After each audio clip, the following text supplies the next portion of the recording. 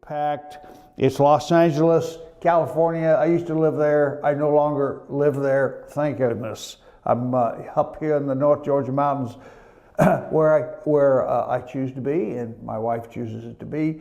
Anyway, you can contact me at FetcherNews.com. FetcherNews.com is North Georgia's only live internet talk show. And this is the final hour of 3 hours of FetcherNews.com. And I don't call it from the office. This is Georgia's hour. When you drive tomorrow, drive safely. Be careful. The police are out there, but that's to keep you from killing yourself if they can get to you in due time. The 706-889-9700 is the phone number. George at FetcherNews.com is where I can be reached by email. That's Fetcher News' email, of course, not my personal email. I attended a Tea Party meeting yesterday, a luncheon. It was not a meeting, it was just a lunch. It's got down to that. And there were probably 12 people there. I remember during the Romney campaign, earlier than that, even when McCain and Palin were running for president, the Tea Parties were forming, and 60, 70, 80 people would show up at lunch at El Rey's, and that's where this meeting is, at El Rey's. Yesterday there was 12. Apparently the feeling is that at least for the next 4 years, America's future can be determined. We are looking to a conservative future, and Trump did it, and so we can let our guard down again. Dangerous, dangerous. We do not want to do that. We do not want to let our guard down, because if you follow the media, and I say follow the media, that's not what I really mean. If you read the media, you already see the progressive left-wing media, the New York Times, going after Trump and everything Trump does. And it's going to be a flurry for a long time against Trump and his policies, his picks, for his choices. These people will pontificate on the qualities and the reliability of his choices for cabinet officers. Forget all that crap. Forget all of that. Obama did it, nobody complained, except for that one black guy who was a member of the Communist Party. He didn't last long, but we see him on television once in a while. He's very articulate, he looks good in TV. He's smart, but he's also a socialist, communist, and so but he's the only one I think that ever left. And Rahm Emanuel, the chief of staff for Obama in his first term, now the mayor of Chicago, his most famous comment was to never miss an opportunity to take advantage of a bad situation, something like that. And now he's got the worst situation in the world, a city falling apart under his leadership, murders running out of control, and nobody cares about it because even Black Lives Matter don't care about it because they're not policemen doing the killing. However, other things are happening. I'll call it the progressives breakdown. Bloomington, Indiana. I'll just give you an example. This one came up. Bloomington, Indiana. This is another attack on Christianity, an attack on our religious freedoms. A true celebration of diversity would be allowing a religion to keep the words it uses to identify its holidays and celebrations. But the mayor of Bloomington, Indiana, he is changing the names of Columbus Day and Good Friday holidays in order to better reflect culture diversity in the workplace. I have long concluded that when I hear somebody use the word cultural diversity, those people should be strangled on the spot and their bodies thrown into a pit of lime so they cannot contaminate the rest of us. Culture diversity is a leftist terminology used to supplant one race or group of people with another. Culture diversity. Oh, you're against culture diversity? How awful are you? That makes you a racist. And that's political correctness that we should start to abandon. The mayor is John Hamilton, and he says that Columbus Day and Good Friday holidays will now, both days are days that the employees get paid time off, will now be called the fall holiday and the spring holiday. Well, we have a lot of fall festivals. We have spring festivals already. Who is this guy to tell a religious group that they cannot have a Good Friday, which has been around for thousands of years, or Americans, they can't celebrate Columbus Day? Now, Columbus Day, to me, was never a religious holiday, but it's still a holiday. Who's this guy that changed it arbitrarily? He's one who should be driven out of office and run out of town on a rail.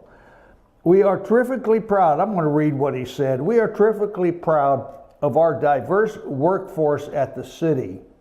According to the Herald Times, the local newspaper, that diversity makes us stronger and more representative of the public we proudly serve.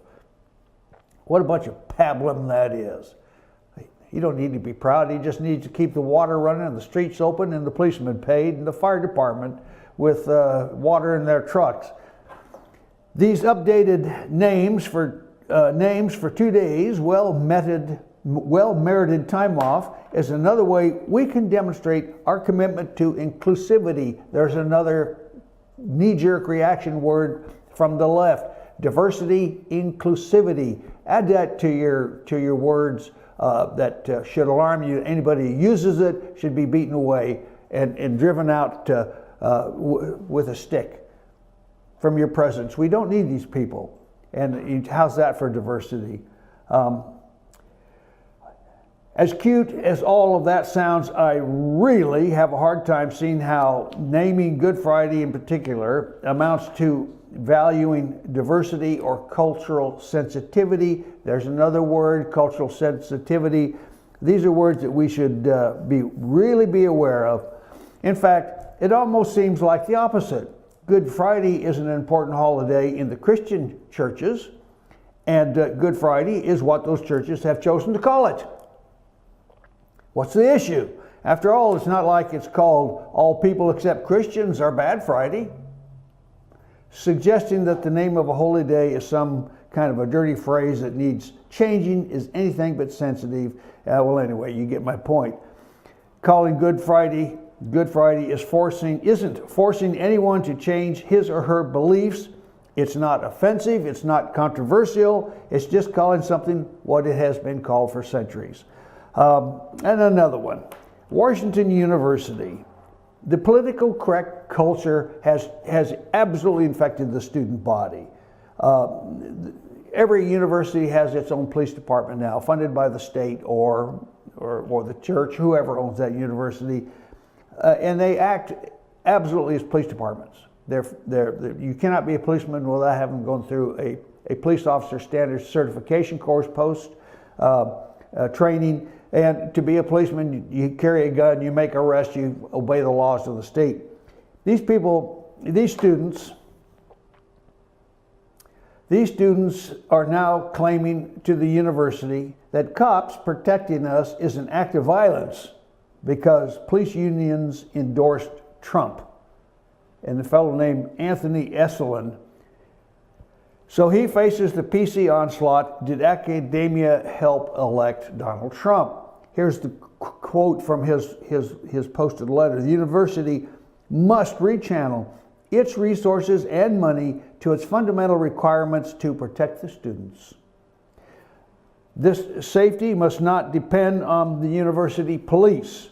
The Fraternal Order of Police, the largest police union in the United States, has formally endorsed President-elect Donald Trump.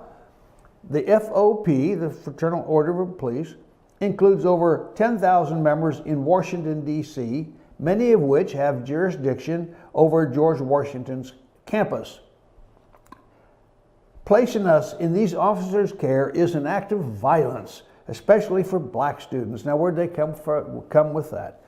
The university must protect its students instead by dramatically increasing financial aid, emergency funds, healthcare resources, health insurance grants, and discretionary funds available to low-income students. There they are. They want to put their hands in the taxpayer's pocket, and they use those awful police protecting us as an act of violence that we must be, but help feed us and pay our school fees. Nonsense. It's complete nonsense. It must create and or dramatically increase funding for the community centers like the Multicultural Student Services Center for People of Color and marginalized students. What is a marginalized student? Is that somebody who can't pay repay his bill? His education bill? Why is it that every time Congress authorizes more money, the fees go up in colleges? They're overloaded with, that's another swamp. The universities and colleges are swamps that need to be drained. More people are earning six-figure salaries as administrators of one type or another in colleges and universities, and they're people with PhDs. If you can't work, teach. If you can't perform, then teach. That's how those people get those big jobs. And if you have a PhD, we've got to pay you six figures. It must increase funding for mental health services. Well, the real people who need mental health services are soldiers and Marines returning from combat who are suffering from PTSD, once called shell shock. These people need mental health services. Why send money on a college student so he can play with crayons and Play-Doh if his feelings are hurt and he feels offended? Oh, and of course they want to add, they always justify it by adding race to it. The expanded hiring of candidates of color and specialized in race-minded mental health concerns. So if you want to make a point, you can talk about any silly nonsense you want, then bring in the race issue, make it black, and you almost certainly will get your grant. The sentiment expressed in that letter suggests there's only one thing to learn from it, or that can be learned from it. If college students are the best and brightest, then the statement tells me that it was a huge error to have ever let these people anywhere near the ballot box. Shocking, shocking. I mentioned I was at I drifted away from the subject. I was at a Tea Party luncheon yesterday, once a month, second Tuesday, or third Tuesday, I think it is. And it had shrunk down to 15 people. It's always the same suspects. The usual suspects are always there. And I applaud that. I do. I applaud that. And I wanted to say that Trump having won the election, we're letting our guard down when we shouldn't be letting our guard down. What is happening? What is really happening here is that Donald Trump has introduced a new concept that we need to learn to recognize, and it is now in development, and it is what I will call the Independent Republican Party. So if you want to stay a Republican, you can do so safely if you just call yourself an Independent Republican Party. And before I go on with this and what I think the Tea Party should do, we'll take a little break so we can watch that neat pizza ad with the guy in the cast. Particularly telling that Doug over there, eat your last piece like it's your last, especially you, Doug. I love that. I love the humor. See you on the other side.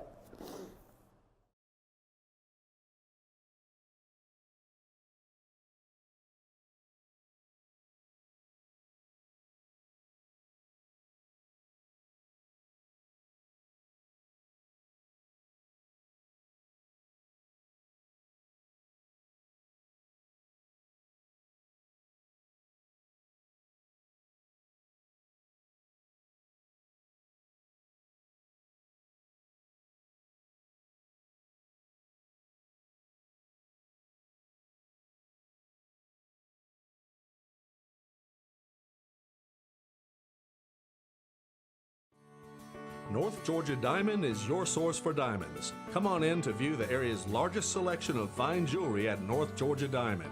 All repairs and designs are done on site by our jewelers. And North Georgia Diamond has the lowest prices on loose diamonds.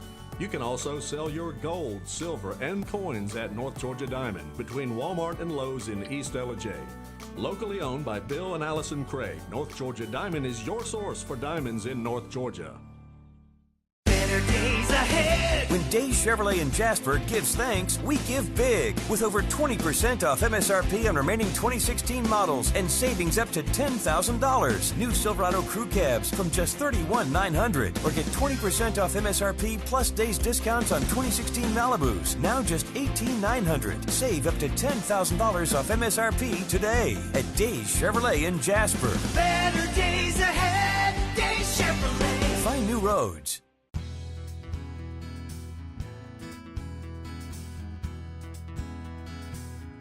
Hello, my name is Chad Watkins. I'm the manager at Larry's Body Shop.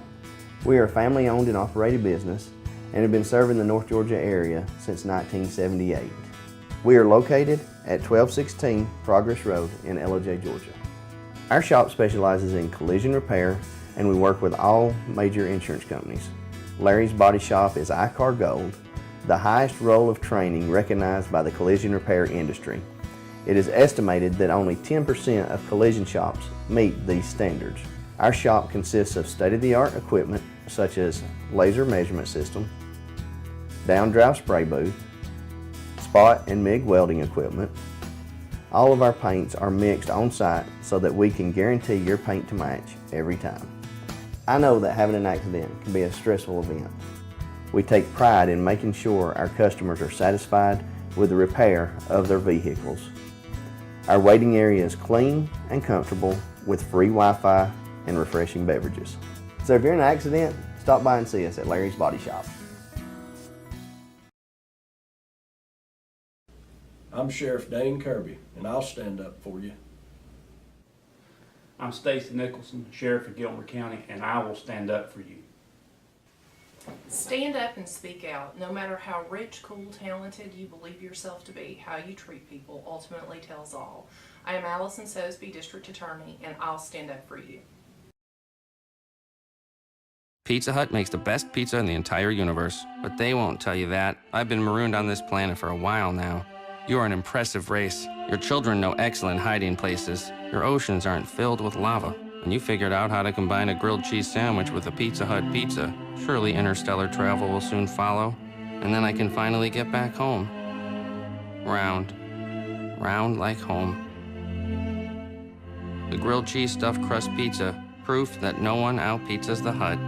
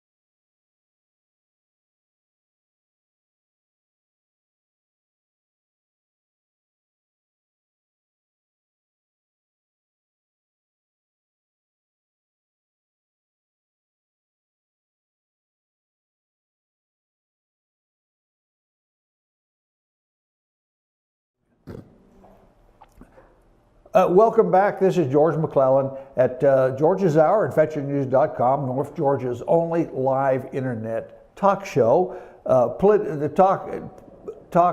Talking about politics is taking a turn. I mentioned that Donald Trump and I started out this segment, the last segment I ended by talking about Donald Trump developing what is now becoming the Independent Republican Party, which we can join, we can be part of. We can change the idea here if we use the term, I'm an independent Republican instead of an establishment Republican. Establishment Republican are old, fossilized, John McCain, Lindsey Graham types, and they're on their way out. They're on their way out, and Trump is replacing it, and he's doing it forcefully, and they cannot stop it. They cannot stop the inevitable. So I will call myself from now on an independent Republican. I can stay Republican on the voter rolls and not just go independent, but I will be an independent Republican. Now, back to the Tea Parties. The Tea Parties were instrumental in putting many congressmen in Congress who swore to uphold the Tea Party ideals. Well, the Tea Party ideals are nothing more than the original Republican platform ideas. This is what Republicans stand for. It's the Constitution, smaller government, less taxes, and get government out of our face. And that's not happening. Ronald Reagan tried to reduce the size of government, and he ran into a brick wall. Trump is going to have the same problem. Donald Trump is going to have the same problem. But there is a way to do it, but it's not a fact. You cannot just run into the wall and expect to knock it over, but you can chisel it away. And I think that Donald Trump will start reducing budgets, and he will start not replacing people who retire. And he will probably introduce rules that allow him to fire people who can't get the job done. That's in his head. He does that. Federal government doesn't let you do that. The union laws, and for some unions, and other laws, civil service laws that have been pushed through, you just can't hardly fire a federal employee. And particularly if he's an affirmative action hire. They're untouchable. They're absolutely untouchable, which is one of the VA's big problems. It's filled with affirmative action hires. You just have to go see, listen, and understand exactly what I'm talking about. Yeah, you can call me racist if you want, but I'm a practical thinking person, and I've seen it, I know how it works, and I'm not impressed. You don't hurt my feelings by calling me a racist, because it doesn't apply. I have black friends. I have black people I communicate with, and they're conservatives, of course. They are conservatives, and they understand and think just like I do. In fact, some of my ideas come from some of them. Anyway, the Tea Parties, what they need to do is, like in our district, I think it's important that they collect together the leadership of the Tea Parties, figure out who's in charge, and then reorganize and re-energize their groups. We're not after candidates anymore. They got to realize that all politics are local. All politics are local. We have situations coming up here in Georgia that is going to rile some people, but it's going to get their attention, because the movement of politics is like standing on sand. If you don't readjust your feet, you're going to slip and fall. Here's one of the things. Johnny Isakson was reelected as a U.S. Senator. Johnny Isakson's got health problems. He acknowledges he has health problems. He's not going to make it through six more years. They knew that. Everybody knows that. And the word is out now that Johnny will stay a year, and then because of ill health, maybe less than a year, he will retire from the Senate, leaving Governor Deal to appoint a successor. Well, of course, it's going to be a Republican successor. That's what it's all about. Who's it going to be? Jack Kingston? Possibly. I always thought it would be Jack Kingston. I hear now that may be our 9th District Congressman Doug Collins. Could be. But Doug better improve his congressional voting record and get the conservative voting record and get up there where he can at least look good to David Perdue. Now, if David Perdue is moved into a cabinet spot or by the Trump campaign, then that will leave another senatorial opening that will not come again for several years.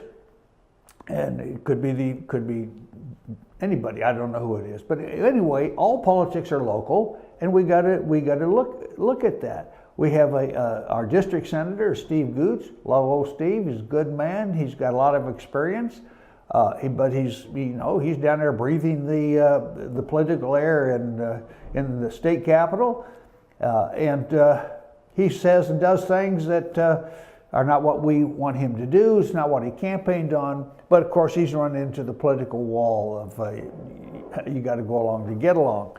He could be favored to be the new congressman for if Doug Collins gets it. I mean, all these things are possible. All these things are possible. I'm not running. I shan't run. I'm not interested in running. I've got too much dirt in the closet anyway, so if you read my short takes for the last 15 years, and you'll find out that I'm really ultra conservative, and I say things as I believe them. Yes, the Democrat Party. So we have I mentioned the Independent Republican Party and the old elite establishment Republican Party on the way out. What are the Democrats going to do? They're in trouble. They know they're in trouble. There is no depth of leadership. Look who's standing up to wanting to be the chairman of the DNC, a Muslim from Wisconsin, or is it Minnesota? I forgot. The old governor from Vermont. These people are out ideas, and if the Democrats put a Muslim in there, and they can, they're going to be. That's the end of them. They're going to be doomed, because Islam is now the defenses, the protections that Islam has enjoyed under the Obama administration are going to erode away. We are no longer frightened by being called Islamophobes. Islamophobia is a self-defense mechanism. It's like being afraid of rattlesnakes. You don't go around picking up rattlesnakes when you see them. You generally shoot them in the head with a 22 pellet gun. Islamophobia. Their protections are disappearing. We've got a couple of things here that was interesting. The city in New Jersey. My goodness. Yes, the Department of Justice sues New Jersey Township for rejecting a mosque. The Justice Department announced on Tuesday it is suing Bernards Township, New Jersey, because it denied zoning approval for the Islamic Society of Basking Ridge to build a mosque on land it owns. Claims the denial was discriminatory based on religion. Well, we got to have that argument. Islam is or is not a religion. It's a life force with religion attached. And it's an odious lifestyle that does not fit the American culture. We cannot permit this cancer to grow in the American society. It will eat us up. One of the reasons Trump won. People understand that. The township, and that's Basking Ridge, the township last December unanimously voted down the Islamic Society's application to build a mosque, which the Justice Department says violates Religious Land Use and Institutionalized Person Act. Where in the world do they come up with these acts? Well, the Congress didn't pass that act. That act was passed. These laws are passed by a bureaucracy established under the auspices of the federal government, some bureau, FBI or DOJ, for example, or EPA, as it is, and we're expected to live by them, and we'll be charged and challenged if we don't live by them. So, something I will discuss probably next year is the amount of rules and regulations that affect us that haven't even gone through a congressional committee. There is a movement under Trump to change that. In the complaint filed in U.S. District Court for the District of New Jersey, The DOJ said the denial was discriminatory based on the Islamic Society members' religion. Well, God, yes, I hope so. I really hope so. The denial imposed a substantial burden on the Islamic Society's religious exercise.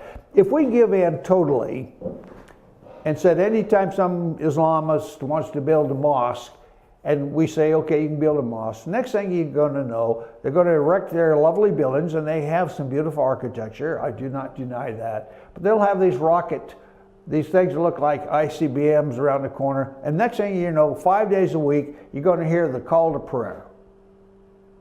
And then you're going to complain about that. They're going to call you a racist. They're going to call you Islamophobic. They're going to call you all kinds of names and tell you.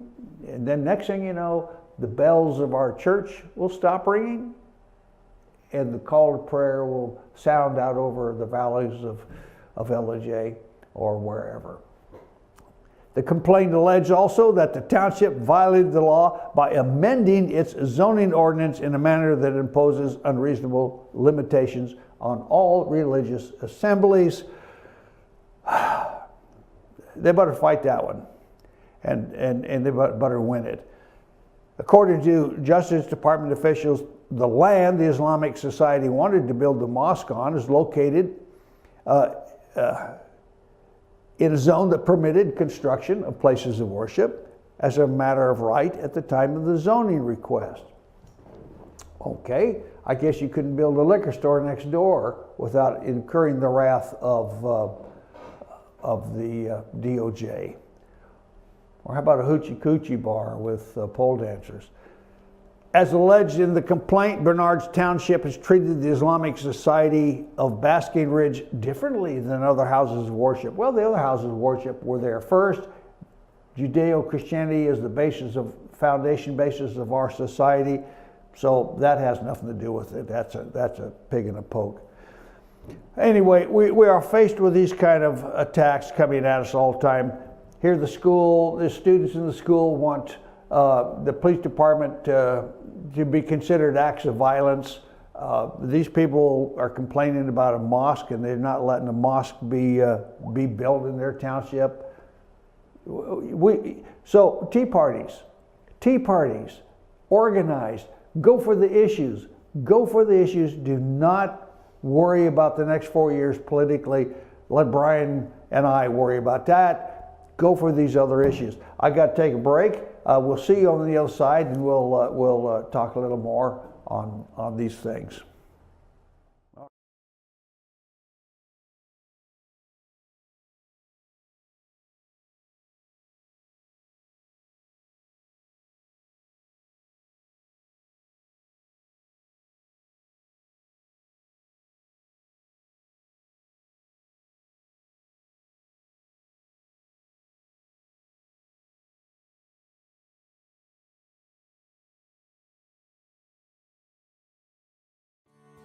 North Georgia Diamond is your source for diamonds. Come on in to view the area's largest selection of fine jewelry at North Georgia Diamond. All repairs and designs are done on site by our jewelers. And North Georgia Diamond has the lowest prices on loose diamonds. You can also sell your gold, silver, and coins at North Georgia Diamond between Walmart and Lowe's in East LJ. Locally owned by Bill and Allison Craig, North Georgia Diamond is your source for diamonds in North Georgia. Better days ahead. When Days Chevrolet in Jasper gives thanks, we give big. With over 20% off MSRP on remaining 2016 models and savings up to $10,000. New Silverado Crew Cabs from just $31,900. Or get 20% off MSRP plus days discounts on 2016 Malibus. Now just $18,900. Save up to $10,000 off MSRP today at Days Chevrolet in Jasper. Better days ahead. Days Chevrolet. Find new roads.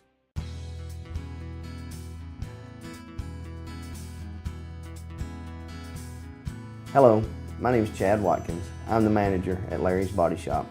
We are a family-owned and operated business and have been serving the North Georgia area since 1978. We are located at 1216 Progress Road in LJ, Georgia. Our shop specializes in collision repair, and we work with all major insurance companies. Larry's Body Shop is ICAR Gold, the highest role of training recognized by the collision repair industry. It is estimated that only 10% of collision shops meet these standards. Our shop consists of state-of-the-art equipment such as laser measurement system, down-drive spray booth, spot and MIG welding equipment. All of our paints are mixed on site so that we can guarantee your paint to match every time. I know that having an accident can be a stressful event. We take pride in making sure our customers are satisfied with the repair of their vehicles. Our waiting area is clean and comfortable with free Wi-Fi and refreshing beverages. So if you're in an accident, stop by and see us at Larry's Body Shop. I'm Sheriff Dane Kirby, and I'll stand up for you. I'm Stacy Nicholson, Sheriff of Gilmer County, and I will stand up for you. Stand up and speak out. No matter how rich, cool, talented you believe yourself to be, how you treat people ultimately tells all. I am Allison Sosby, District Attorney, and I'll stand up for you. Pizza Hut makes the best pizza in the entire universe, but they won't tell you that. I've been marooned on this planet for a while now. You are an impressive race. Your children know excellent hiding places. Your oceans aren't filled with lava. And you figured out how to combine a grilled cheese sandwich with a Pizza Hut pizza. Surely interstellar travel will soon follow. And then I can finally get back home. Round. Round like home. The grilled cheese stuffed crust pizza. Proof that no one out-pizzas the Hut.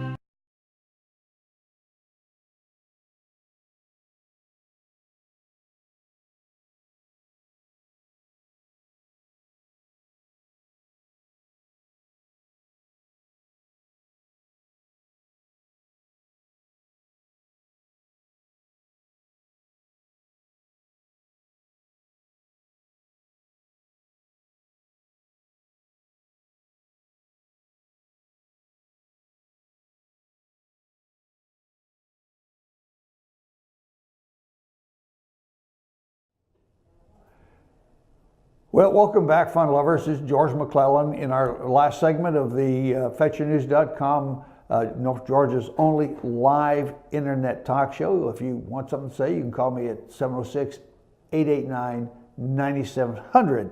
We were talking about the changes coming in our political systems, the Independent Republican Party and the Establishment Republican Party. Fix those, your right and left lobe, and discuss it, and you'll be able to march on, and we can see where we can stay Republicans and change the course of history. It's changing slowly, but it will change inevitably.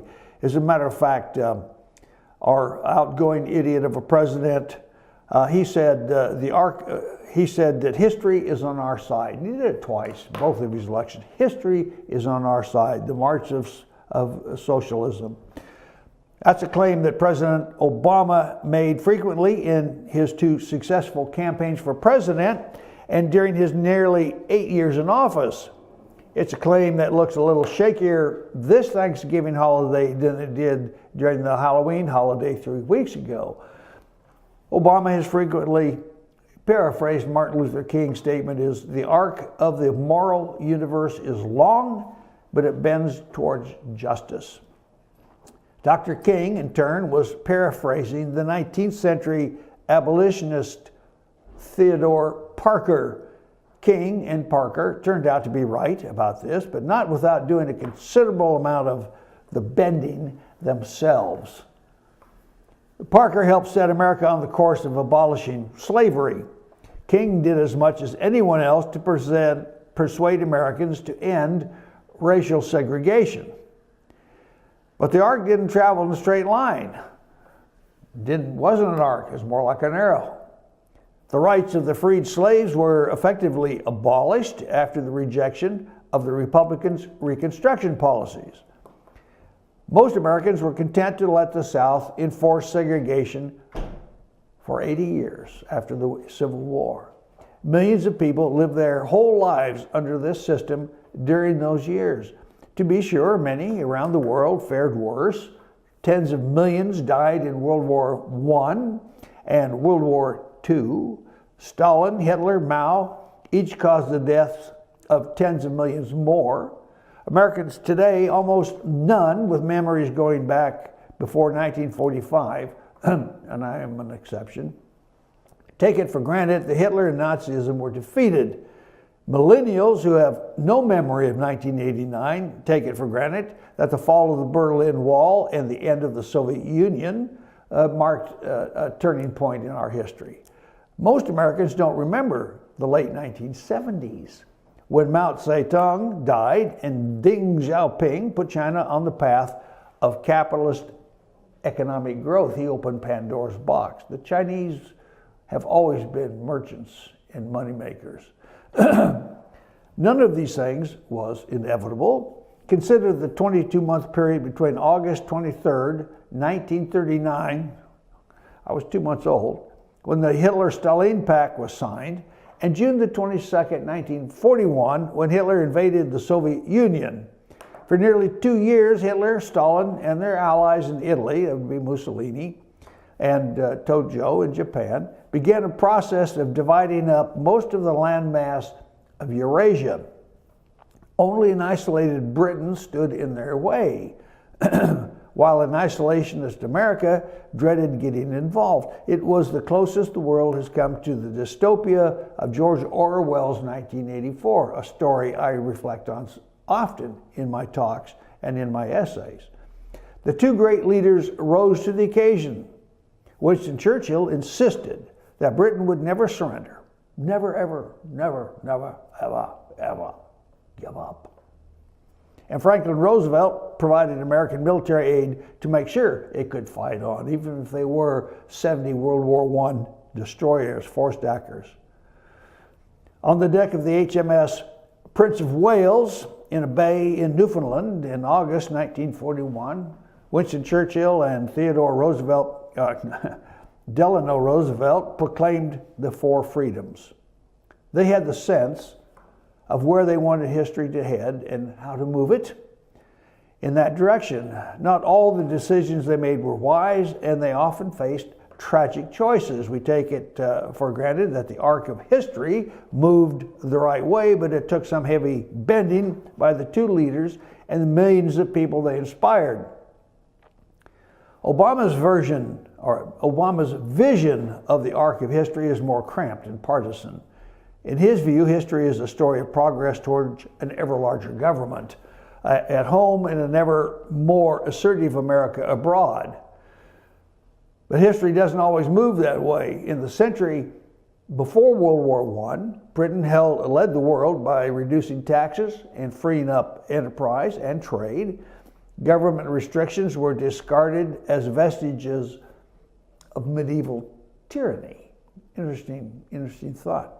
That's something like American voters' response to Obamacare and other regulation-heavy Obama policies.